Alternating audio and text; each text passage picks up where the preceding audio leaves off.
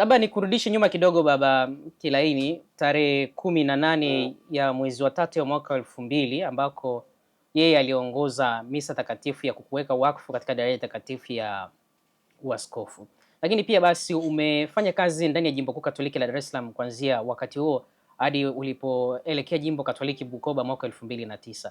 Unauzungumziaje mchango wa Baba Mwadhama Polycarp Kardinali Pengo?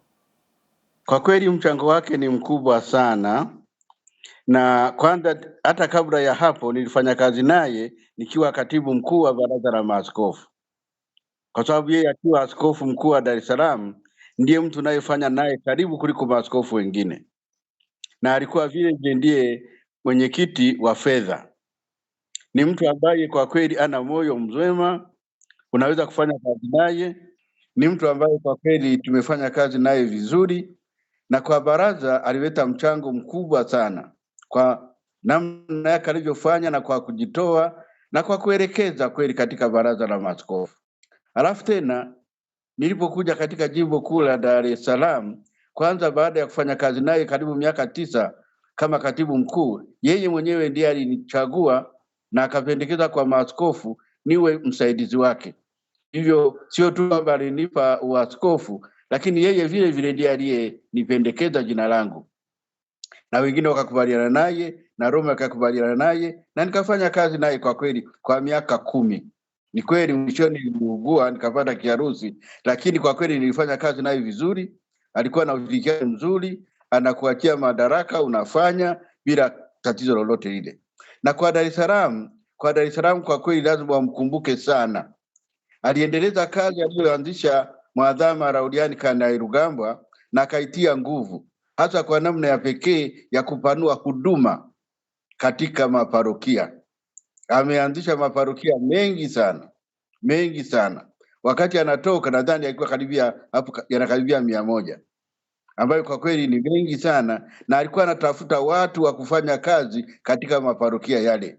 Hivyo nakuta wamisionari wengi sana kutoka sehemu mbalimbali, na sio tu mapadre wa jimbo, lakini vile vile kutoka mashirika ya watawa. Aliwapata wengi sana na akawaleta pale kufanya kazi katika maparokia mbalimbali.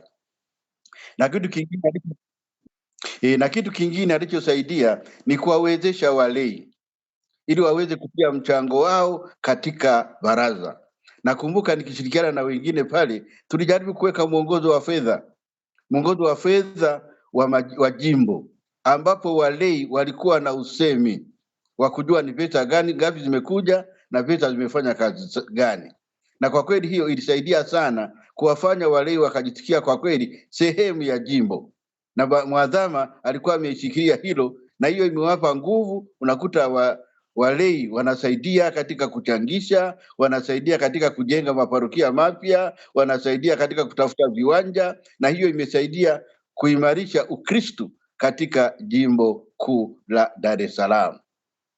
Mwadhama Polycarp Kardinali Pengo, kitu kingine anachojulikana ni kuwapenda watu wadogo, wanyofu, wenye shida, kutetea wanyonge. Na hii aliifanya sana, hasa alipokuwa bado askofu mkuu wa Dar es Salaam. Kauli yake ilikuwa kali sana kwa kutetea wanyonge, kwa kutetea wenye shida, na hiyo kwa kweli imempa nguvu sana, ilimpa usemi mwingi sana, na ikampa na maadui vile vile ambao walimsema vibaya. Nakumbuka nilifanya kazi kubwa ya kuwa natetea, kuonyesha kwamba kweli anachokifanya ni kizuri. Alafu kitu kingine ni uhusiano wake na maaskofu wenzake. Alikuwa na uhusiano mzuri na maaskofu wote. Unajua, ukiwa kardinali unakuwa mtu mkubwa sana. Ni kweli wapo na rais wa Baraza la Maaskofu, lakini kardinali ndiye wa kwanza katika cheo. Hata mkienda Roma ndio wanamteja wa kwanza hata kabla ya rais, kwa sababu unakuwa ni mtu mkubwa sana. Hivyo katika Tanzania alikuwa na cheo hicho na amekitumia katika kutetea imani, katika kutetea maadili na katika kutetea watu. Kwa kweli Mwadhama Polycarp Kardinali Pengo tutamkumbuka, na mimi namshukuru sana, licha ya kwamba alinipa uaskofu juzi nilipokuwa mwaka jana, nilipokuwa naadhimisha jubilei yangu ya miaka 25. Ingawa alikuwa mgonjwa, alihakikisha anakuja Bukoba, na alikuja mapema akawahi. nikaweza kukaa naye, tukaweza kuongea, tukaanza kukumbushana mambo ya nyuma tulivyokuwa tunaanzisha Radio Tumaini, TV Tumaini na mambo mengine mengi ambayo tuliweza kuyafanya. Hii kwa kweli namshukuru sana kwamba walau pale ni kama alikuwa ananiaga. Ni kama alikuwa ananiaga, na leo hii nilikuwa natazama picha zake nilizopiga nazo nyingi sana toka uwanjani mpaka aliporudi uwanjani. Kwa kweli alikuwa na moyo, kwa sababu alivyokuwa ameshapotea, nguvu haziko nyingi, angesema siwezi, lakini alikuja. Hiyo inaonyesha jinsi gani alivyokuwa anajali. Baba Askofu, tutakumbuka kwamba Baba Kardinali Pengo ameliongoza Jimbo Kuu Katoliki la Dar es Salaam kwa takriban miaka 27. Unawezaje kuelezea mchango wake kiroho na kijamii? Katika kiroho ni maadili. Alikuwa na maadili yaliyokuwa na msimamo thabiti, na ndio sababu aligombana na vikundi vingine ambavyo havikufuata maadili na mafundisho ya kanisa. Kwa mfano kama wana maombi, alipata shida sana na wana maombi kwa sababu walikuwa wanapotosha kitu, naye pale hakuwa na simile, yani kusema kwamba atawaachia, hapana, na walimsema wakamwandika. Hivyo kwa kiroho unaona kwamba alitia msimamo mzuri sana, na vile vile aliendeleza kazi hizo kuwepo. Kwa mfano ni alianzisha Radio Tumaini, na Radio Tumaini akaianzisha, na baadaye tukaanzisha radio television Tumaini, ili kusudi waamini waweze kupata habari. Jambo lingine ni kwamba alikuwa anatoa fursa watu waliokuwa wanakuja Dar es Salaam kuja kuanzisha mashule, kuja kuanzisha madispensary, kuja kuanzisha vitu vingine vyote vile. Hakuwa na mtima nyongo kusema msije. Alikuwa na waruhusu. Hivyo nakuta Dar es Salaam ina mashirika ya watawa mengi sana ambao wamekuja, wanapata ardhi, anawapokea, wanajenga mashule, wanajenga mazahanati, wanajenga makonventi, wanajenga vituo vya kufikia, wote alikuwa anawasaidia. Hivyo nakuta mashirika mengi ya kiume na ya kike, na yale ya kiume ambayo yana mapari yalipokuwa anakuja, alikuwa tayari kuwapa parokia. Anasema anzieni kwenye parokia. Hivyo kama mnataka kuja jimboni, basi ingia kwenye parokia. Badala ya kuanza kituo cha kufikia tu, basi mfanye na kazi ya kitume. Hivyo nakuta mashirika mengi yote yaliyokuja alijaribu yote kuyapa maparokia mapya walioanza nayo. Hata kama mnajenga vitu vingine vinaongezeka, lakini walau muwe na kituo cha kufanya kazi ya kiroho. Hivyo naona kwa kweli kwa kazi hiyo alifanya kazi kubwa sana. Nakumbuka nilikuwa nakwenda naye kwa vijana, anakwenda kwenye bichi masi, anakwenda mahali pengine pale, anakwenda hata alipokuwa ameugua mguu tukambeba kwenye machera vijana, lakini alitaka kuwa karibu na vijana,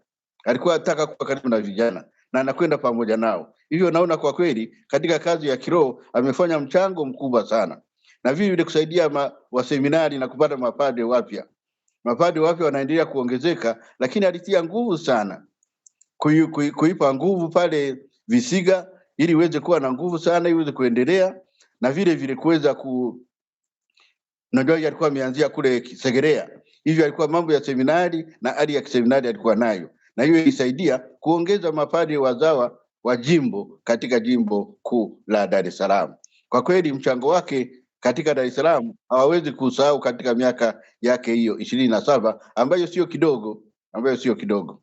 Mara ya mwisho ulipowasiliana naye ilikuwa ni lini? Unaweza kutukumbusha na kutuambia kidogo, Baba Askofu?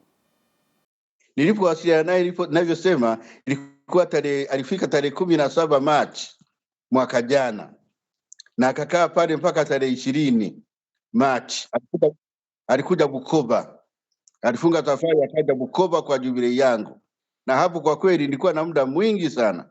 Nilimpokea pale uwanjani, tukaenda naye kabisa kwenye gari mpaka nyumbani, nikakaa naye na hata tukapiga picha. Nakumbuka alikuwepo waziri mkuu, ndiye alikuwa mgeni rasmi. Hivyo nilipata bahati ya kuwa upande mmoja waziri mkuu, upande mmoja mwadhama Lauriani mwadhama Polycarp Kardinali Pengo, na nilifurahi sana, hata nikamsindikiza mpaka alipokuwa anarudi. Kwa kweli ndio ilikuwa mara ya mwisho niliyoweza kuwasiliana naye na kuongea naye kwa karibu, ambayo mwaka mmoja hujafika.